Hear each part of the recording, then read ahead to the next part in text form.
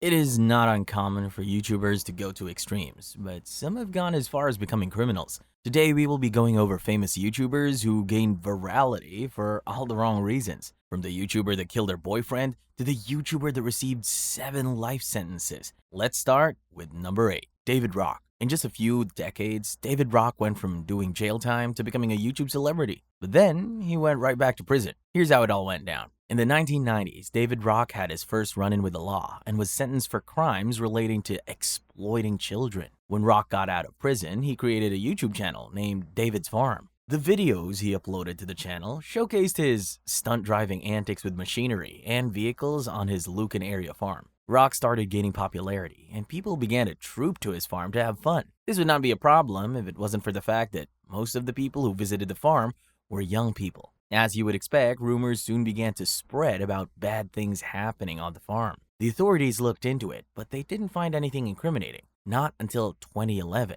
when sales records from an illegal video production company sent police straight to Rock's house. When they searched the house, police found a CP video, and Rock was promptly charged. In court, he came up with all sorts of bizarre explanations to justify being in possession of the video. First, he said it reminded of his days as a competitive wrestler. Then, he claimed he didn't know the video's contents were illegal. Yeah, right. Needless to say, Rock wasn't fooling anyone with his excuses. He received a 9-month prison sentence, 3 years on probation, and a lifelong spot on the Federal Sex Offender Registry. Number 7. MonaLisa Perez. In June 2017, MonaLisa Perez and her partner set out to record the most dangerous video ever. At the time, Perez and her partner, Pedro Ruiz III, had been dating for a few years. They had a daughter together, and their second child was on the way. Shortly after they got together, they started a YouTube channel. They uploaded videos about their life as a couple and shared their daily activities with their online audience. Soon enough, Pedro decided to create a channel of his own to post what he called dangerous stuff and showcase his daredevil nature. He also came up with an idea to launch the channel with a literal bang. With the help of Perez, he was going to break the internet. So, what exactly did Pedro's plan entail? Well, it was pretty simple. He would hold a thick book to his chest while MonaLisa would fire a shot at him. The couple believed that the pages of the book would somehow stop the bullet. Needless to say, the book didn't stop the bullet. It went right through it, killing Pedro almost instantly. MonaLisa was arrested and charged with secondary manslaughter. In March 2018, after accepting a plea deal, she was sentenced to serve 6 months in prison, 10 years probation, and is permanently banned from owning a firearm. Number 6. Jason Matthew Ethier. Jason Ethier's entire content creation career was built around him being a criminal. Ethier began his YouTube career in 2015 with a channel called J Station, and his content centered around him breaking and entering into empty homes, stadiums, and office buildings overnight. There's a chance some of his videos were staged, but there was definitely some truth to it, because in 2016, he was arrested by Ottawa police for trespassing. I guess that's what you get for uploading videos of your crime for the world to see. Ethier's 2016 arrest turned out to be the first of many. 2 years later, he was arrested at Florida's Walt Disney World for trespassing and resisting arrest. When crime stopped being lucrative for Ethier, he found a new way to attract public attention. He began posting videos of himself contacting dead celebrities using spirit boxes and other paranormal means. While at it, he also faked his girlfriend's death as a publicity stunt, but they broke up and she filed a police report against him, which proved that she was very much alive. In 2021, after 6 years of putting up with a dumpster fire that was Ethan's content creation career, YouTube finally kicked him off the platform. Number 5. Calum McSwiggan. Sometime in 2016, Calum McSwiggan was sentenced to 3 years of supervised probation and 52 mandatory anger management sessions. So what exactly did he do? McSwiggan first started creating content on YouTube in 2013, and in no time, he rose to fame for being one of the few people who passionately discussed issues about sexuality. A lot of people viewed him in a positive light, but the world saw a different side of him 3 years later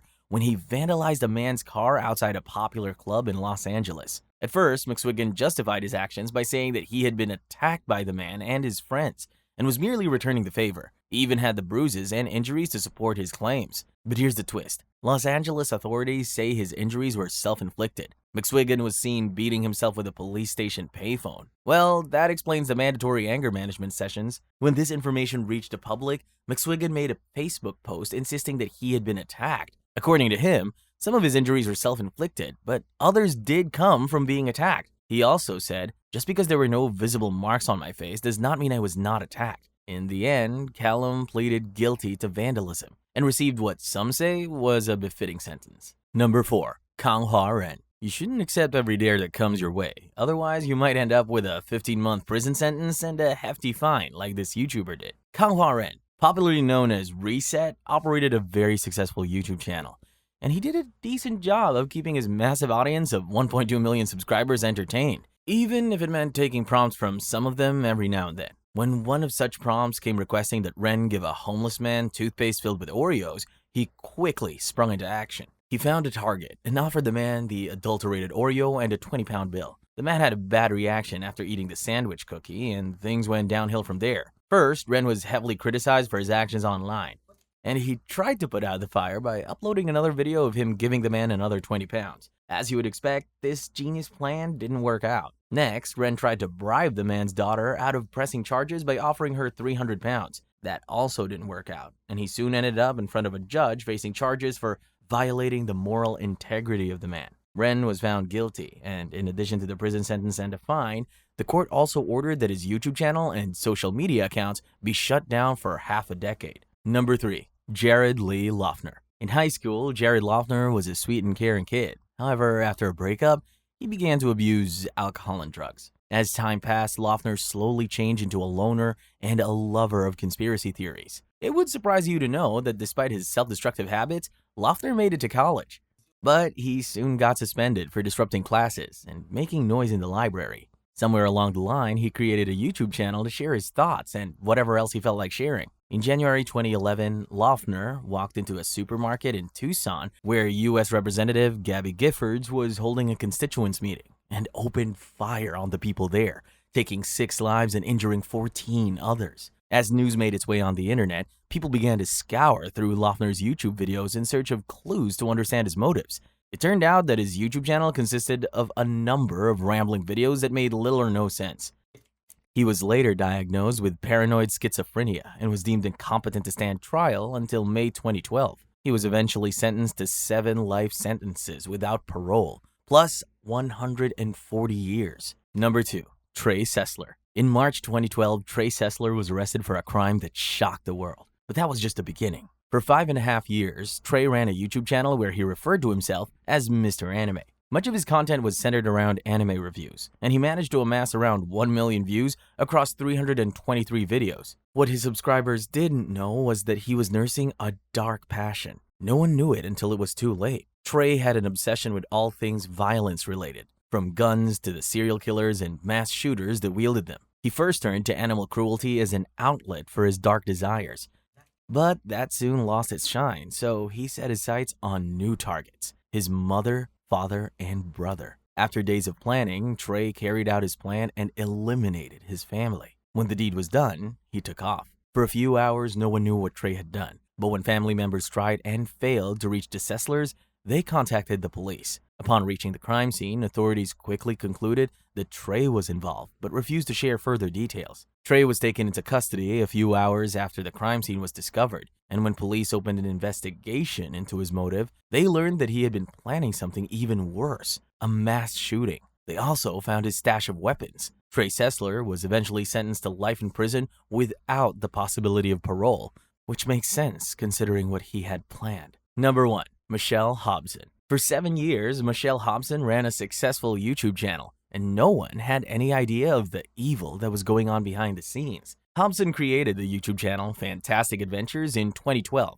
and much of her content was lighthearted, some even featuring her 7 adopted children. In the videos, the children would engage in a variety of fun activities, ranging from Nerf battles to superhero roleplay. For a while, all seemed well. However, in 2017, concerned neighbors contacted the Arizona Department of Child Safety when they witnessed one of the children running around the neighborhood without clothes. Following the reports they received, the Department of Child Safety opened an investigation into Hobson's activities, but didn't find any evidence of foul play. It wasn't until 2019, when one of her adult daughters called in to make a report about her ill treatment of the children, that the truth came to light. The children told the police that there was hell to pay whenever they refused to participate in Hobson's videos. However, before Hobson could atone for her crimes, She passed away in November of 2019. That's it for today. Here is another interesting video to explore if you like my content. See ya!